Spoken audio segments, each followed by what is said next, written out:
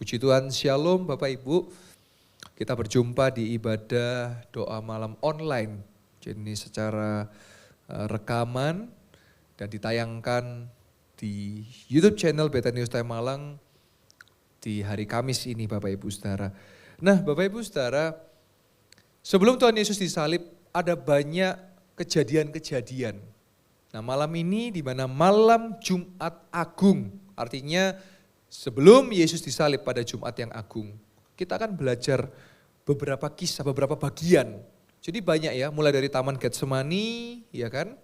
Lalu di situ akhirnya Yudas datang dan mencium, wah ini terkenal sekali namanya ciuman Yudas saudara ya. Artinya ciuman pengkhianatan. Karena apa? Karena Yudas berkata nanti yang kucium itulah Yesus. Dan setelah dicium oleh Yudas, ditangkap dan saudara tahu Petrus memotong telinga daripada seorang prajurit namanya Malkus ya. Dan Tuhan Yesus menyembuhkan. Jadi di saat itu Yesus masih bisa melakukan mujizat loh saudara. Masih dengan kasihnya dia nyambungkan lagi telinga Malkus dan tersambung ya. Karena diputus oleh Petrus.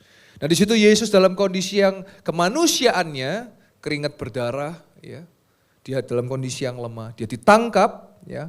Dan bersiap untuk dia apa? Diadili. Ya. Kalau saudara tahu di dalam Alkitab di Matius 26 ya.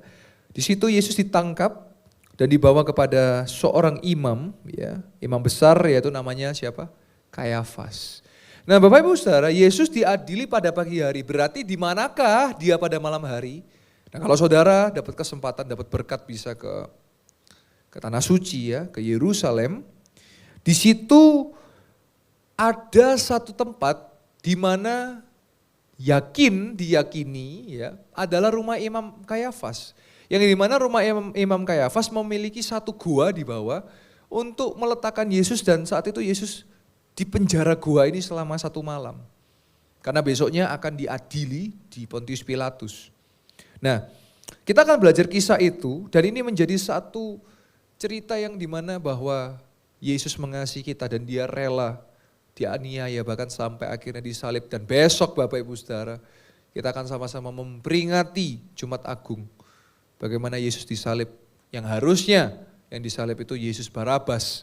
Tapi Yesus Kristus mau gantikan Yesus Barabas. Siapakah Yesus Barabas? Ya kita Bapak Ibu Saudara, orang-orang yang harusnya kita ini dosanya nyata, kejahatannya nyata. Tapi Yesus Kristus mau gantikan kita padahal tidak ada satupun bukti dia bersalah. Dan tidak terbukti dia bersalah. Tapi karena desakan massa, Pontius Pilatus menjatuhkan dakwaan untuk Yesus dihukum mati dengan cara disalib. Mari sama-sama kita melihat di ayat kesukaan kita semua ya, ayat terakhir. Matius 26 ayat yang ke-62. Secara cepat saja. Lalu imam besar itu berdiri dan berkata kepada Yesus, "Tidakkah engkau memberi jawab atas tuduhan-tuduhan saksi ini terhadap engkau?" Jadi tuduhan-tuduhan itu adalah tuduhan palsu. Nanti saudara bisa baca di ayat 39 bagaimana kesaksian palsu. Ya, ayat yang ke-63. Tetapi Yesus tetap diam. Lalu kata imam besar itu kepadanya, "Demi Allah yang hidup, katakanlah kepada kami apakah engkau Mesias atau anak Allah atau tidak?" Ayat 64. Jawab Yesus, "Engkau telah mengatakannya." Jadi Yesus ini luar biasa. Dia counter karena ketika imam itu berkata bahwa apakah engkau Mesias, anak Allah? Yesus menjawab, engkau sudah menyatakannya karena memang Yesus adalah Mesias. Dan Yesus berkata, "Aku berkata kepadamu mulai sekarang kamu akan melihat anak manusia duduk di sebelah kanan yang maha kuasa dan datang di atas awan-awan di langit."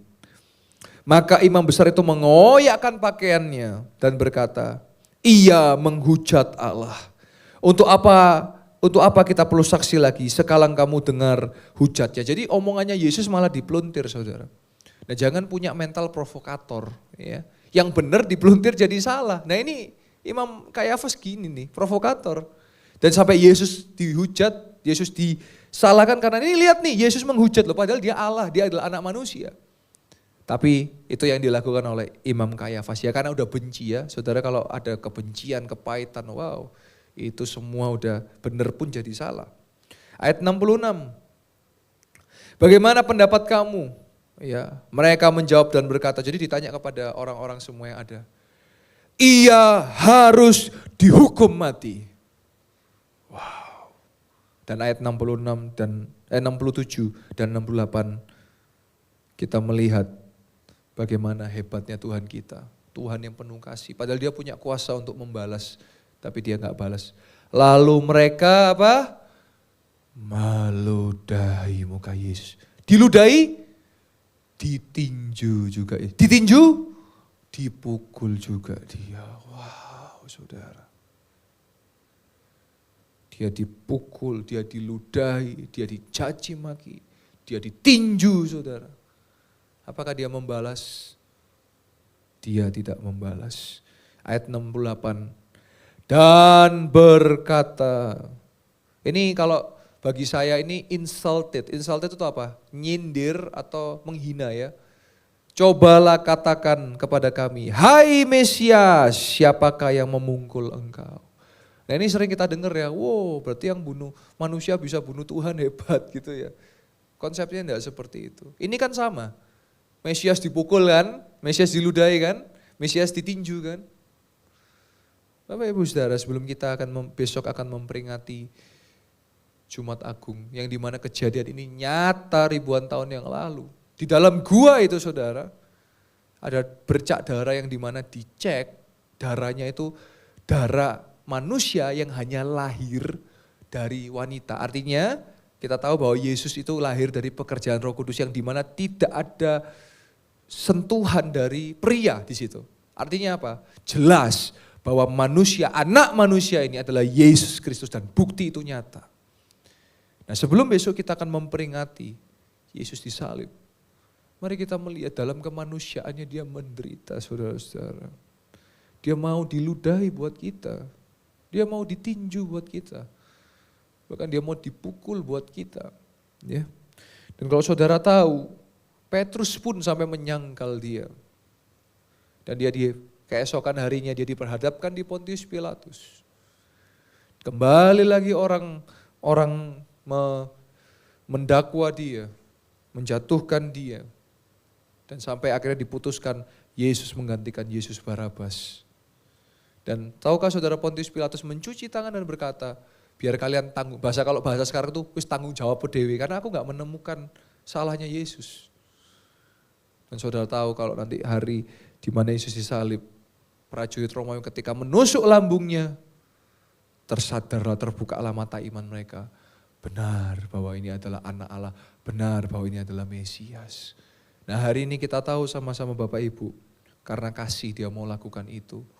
Karena kasih dia mau jadi manusia. Dia mengalami yang manusia alami. Saudara kalau baca dia bisa nangis, menangisi Yerusalem. Karena dia tahu ketika dia pergi nanti, Yerusalem menjadi hancur dan terbukti 70 tahun setelah Yesus naik ke sorga, Yerusalem itu dihancurkan. Dan dia mengalami lapar, dia mengalami haus, dia mengalami ketakutan dalam kemanusiaannya. Dia mengalami dikecewakan oleh orang-orang di sekitarnya. Dia mengalami penganiayaan fisik, darah yang sampai tercurah dari kepalanya, dari keringat yang pecah. Karena apa? Besok akan ada penyaliban. Dan dia katakan apa? Ya Tuhan, ya Bapa, biarlah cawan ini berlalu daripadaku. Dan ketika dia di atas kayu salib dia berkata apa? Ya Bapa, mengapa engkau meninggalkan aku? Itu adalah referensi dari kitab Mazmur. Kalau saudara baca kitab Mazmur itu ada referensi bahwa menunjukkan Mesias akan mengucapkan itu. Dan Yesus mengucapkan, artinya harusnya orang sadar pada saat itu bahwa benar yang tertulis di perjanjian lama digenapi pada hari itu. Dan saudara tahu bagaimana tirai bait suci terbelah menjadi dua. Sebab itu hari ini kita bisa ke gereja 24 jam kali 7 hari. Karena apa? Sudah tidak ada lagi jarak antara manusia dengan Tuhan, dengan Bapa. Dan Yesus yang mendamaikan manusia dengan Bapa, mendamaikan manusia dengan Tuhan. Kalau ilustrasinya itu ada jembatan, ada ini tebing, itu tebing. Salib itu saudara, kalau saudara lihat salib itu, kita jalan di atas salib sehingga kita bisa menuju kepada Bapa. Dan firman Tuhan dinyatakan bahwa tidak ada seorang pun yang bisa menuju kepada Bapa kalau tidak melalui Yesus. Hari ini mari kita bangun lagi yuk iman kita. Mungkin kita ke gereja, ya kalau Jumat Agung pasti rame, ya Paskah pasti rame. Karena setahun sekali ya, Natal pasti rame. Tapi hari ini saya mau tekankan kepada Bapak Ibu, jangan ke gereja hanya pada waktu event.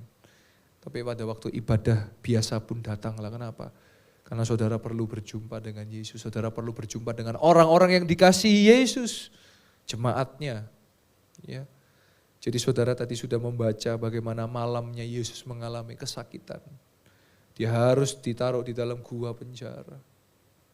Dia lakukan itu karena cuma satu kata, karena apa? Kasih, saudara. Kalau saya bahas ini selalu air mata, hati ini ya.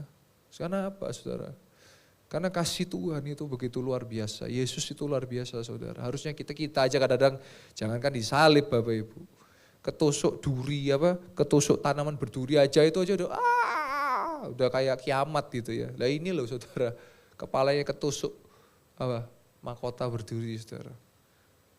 Disalib paku tuh sampai cepet.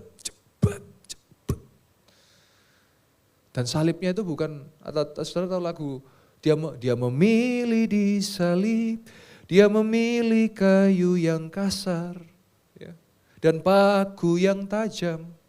Dia rendahkan dirinya, dia curahkan darahnya, dia Tuhan.